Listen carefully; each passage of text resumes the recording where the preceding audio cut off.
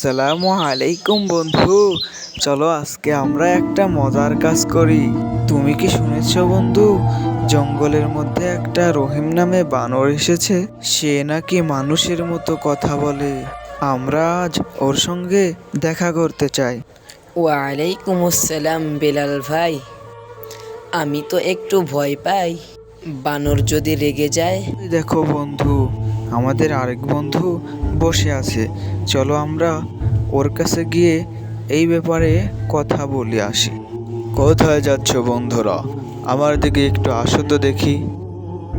তোমার কাছে আসছিলাম বন্ধু, একটা কথা বলতে। চলো তোমাকে বলি সে কথা। বলো কথা দেখি, তুমি কি কথা বলো আমারে। তুমি শুনেছো কেউ জানি না, বনে নাকি একটা রহিম নামে বানর আইছে। বানরের নাকি মাথায় অনেক বুদ্ধি। যাই সেখানে। আচ্ছা চলো যাই, আমরা বানরটাকে দেখে আসি।